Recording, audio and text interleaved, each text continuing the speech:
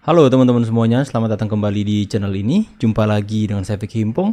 Bagaimana kabar kalian semua? Aku berharap teman-teman semuanya di rumah bersama dengan keluarga selalu dalam keadaan yang sehat. Kita akan kembali lagi membahas tentang berita politik hari ini.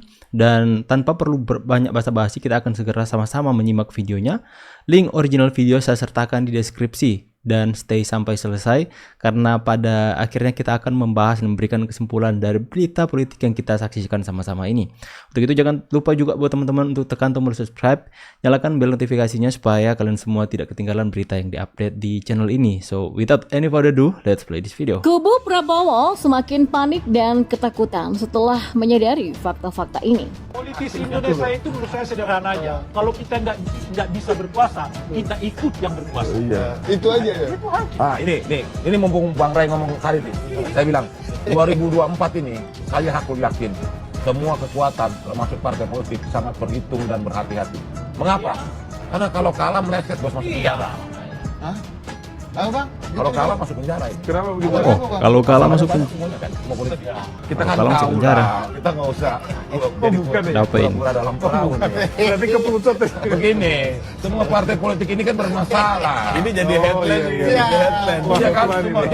Jadi partai Paidam politik nih, gitu. headline Paidam. 2024 Iya, ini iya. semua partai politik pasti berhitung matang, nggak boleh kalah. Kalau kalah masuk penjara. Itu fakta politik Itu fakta politik. Di sini, saya ingin mengingatkan kembali kepada kita semua, para pendukung Jokowi yang berdarah-darah di Pilpres 2014 dan 2019. Tujuan apa sebenarnya kita dulu mendukung Jokowi? Tujuan utama kita dulu mendukung Jokowi adalah mencegah rezim Orde Baru untuk berkuasa kembali. Tetapi yang banyak pendukung Jokowi lupa, Prabowo tetaplah seorang Prabowo yang punya ambisi besar untuk menjadi orang nomor 1 di negeri ini. Ya, kubu Prabowo semakin panik. Apa pasalnya? Ya, apalagi kalau takut kalah lagi pastinya. Meskipun Prabowo sudah menggandeng Gibran anak Jokowi, tapi kekhawatiran terbesar adalah gagal maning. Bayangkan bro, sudah 3 kali ikutan menjadi penguasa besar ternyata gagal. Dan kalau tahun 2024 nanti gagal lagi, ya bukankah ini sudah sangat menyakitkan? Amat sangat menyakitkan kan? Prabowo bisa dibilang punya segalanya. Masalah logistik sangat melimpah. Gaya hidup pun pastinya punya standar yang tinggi, sehingga kalau sehari aja tidur di rumah rakyat seperti yang pernah dilakukan Ganjar, maka Prabowo nggak akan sanggup. Bisa kumat psikologisnya, iya kan? Dengan hampir punya segalanya, ternyata ada satu hal yang belum bisa dimilikinya, dan itulah yang menjadi ambisinya selama ini. Ambisi itu adalah menjadi presiden atau berkuasa seperti mertuanya dulu di zaman Orde Baru. Nggak kebayangkan kalau sekarang konstitusi ini bisa diubah oleh Mahkamah Keluarga. Apakah tidak berbahaya nanti jika misalnya Prabowo jadi presiden? Coba. Prabowo bisa mengerahkan banyak hal untuk menjadikan dirinya jadi presiden seumur hidup, bukan? Meskipun ada yang mengatakan bahwa Gibran yang akan menjadi presiden karena di tengah jalan Prabowo akan off. Ini cuma prediksi yang agak miring-miring. Yang jelas, langkah yang sudah dilakukan Mahkamah Keluarga adalah langkah yang sangat berbahaya. Langkah yang bisa merusak negara sehingga rezim Orde Baru bakalan muncul lagi bernama Neo Orde Baru. Ngeri ya? Jangan sampai deh. Kita nggak mau lagi tumbuh suburnya KKN. Kita nggak mau lagi amburadul pembangunan. Kita nggak mau cuman segelintir saja orang yang kaya raya. Sekarang aja efek rezim Orde Baru yang sangat fatal itu sudah membuat banyak masalah ketidakadilan. Nilai-nilai Pancasila seperti diabaikan, sehingga tidak heran kalau terjadi kesenjangan sosial yang sangat tinggi dan membuat negara ini sulit untuk melesat maju cepat. Beberapa hari yang lalu struktur tim kampanye Prabowo dan Gibran diumumkan kepada publik dan terlihat sangat gemuk sekali.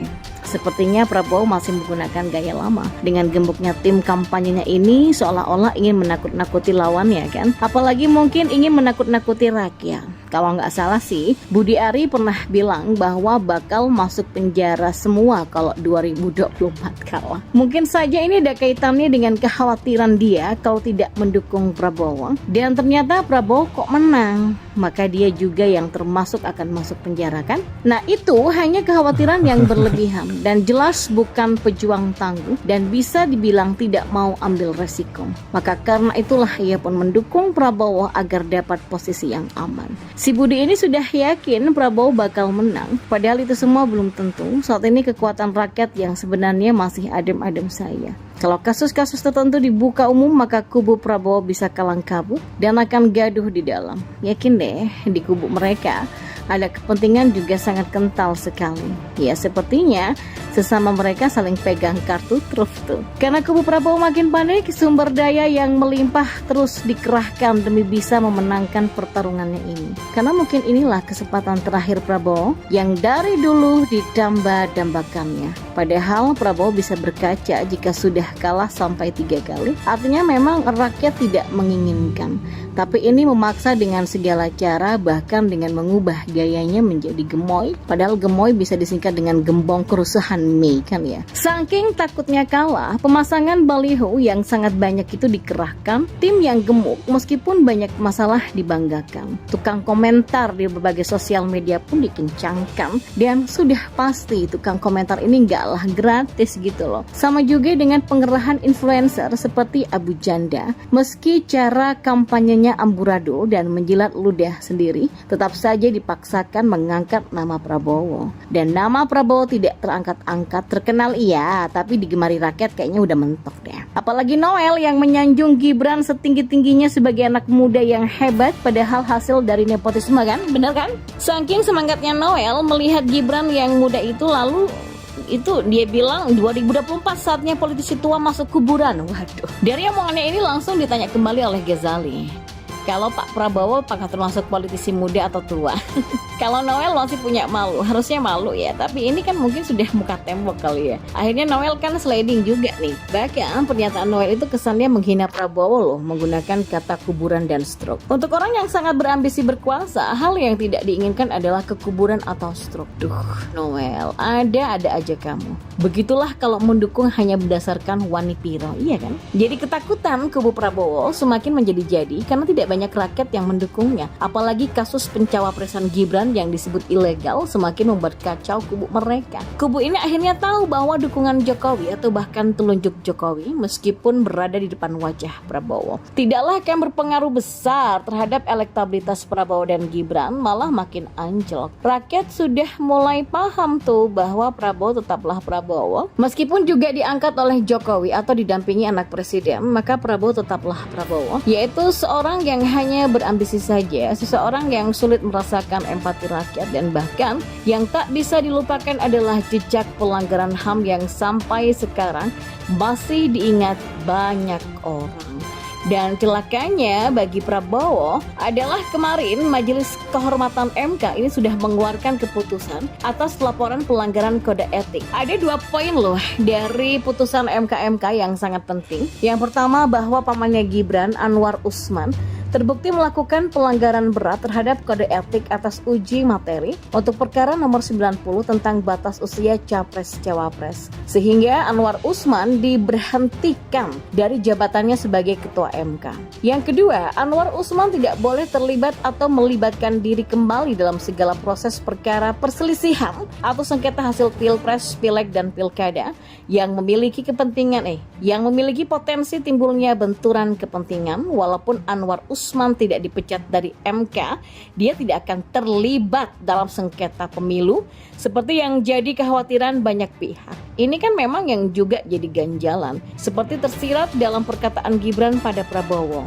Tenang aja Pak Prab, saya sudah ada di sini kok. Dan perkataan Gibran ini kan bisa diartikan bahwa kalaupun nanti Prabowo kalah lagi dalam Pilpres 2024, maka Prabowo pasti bakal menang jika hasil Pilpres dibawa ke MK. Karena di sana ada paman, iya kan? Loh, apa artinya ini? Ya kalau dengan Gibran, Prabowo pasti menang gitu maksudnya. Namun sesuai dengan hasil putusan MK kemarin, paman Gibran tak boleh lagi terlibat dalam sengketa Pilpres. Ya, kubu Prabowo semakin panik. Apa pasalnya? Ya, apalagi kalau takut kalah lagi pastinya. Meskipun Prabowo sudah menggandeng Gibran anak Jokowi, tapi kekhawatiran terbesar adalah gagal maning.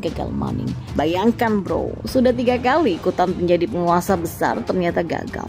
Dan kalau tahun 2024 nanti gagal lagi, ya bukankah ini sudah sangat menyakitkan? Amat-amat sangat menyakitkan kan? Prabowo bisa dibilang punya segalanya. Masalah logistik sangat melimpah. Gaya hidup pun pastinya punya standar yang tinggi, sehingga kalau sehari aja tidur di rumah rakyat, seperti yang pernah dilakukan Ganjar, maka Prabowo nggak akan sanggup. Bisa kumat psikologisnya, iya kan? Dengan hampir punya segalanya, ternyata ada satu hal yang belum bisa dimilikinya, dan itulah yang menjadi ambisinya selama ini. Ambisi itu adalah menjadi presiden atau berkuasa seperti mertuanya dulu di zaman Orde Baru. Enggak kebayangkan kalau sekarang konstitusi ini bisa diubah oleh Mahkamah Keluarga. Apakah tidak berbahaya nanti jika misalnya Prabowo jadi presiden? Coba. Prabowo bisa mengerahkan banyak hal untuk menjadikan dirinya jadi presiden seumur hidup, bukan? Oke teman-teman ya, jadi di sini lagi hujan jadi noise-nya agak besar. Jadi kalian bisa menanggapi atau memberikan opini pendapat kalian tentang pemberitaan tersebut. Memang survei Pak Prabowo ketika Gibran masuk bergabung itu yang pertama dia beranjak naik. Ya akan tapi karena semakin kencangnya isu atau pandangan opini masyarakat tentang nepotisme yang terjadi di MK, dan apalagi MK sudah memutuskan bahwa Ketua MK yang memberikan putusan agar supaya Gibran menjadi cawapres karena batas usia yang sudah ditetapkan ya. Akhirnya itu dibuktikan atau dinyatakan bersalah, dinyatakan bahwa itu adalah sebuah pelanggaran. Akhirnya kan cacat hukum dan isu tentang nepotisme semakin kuat lagi.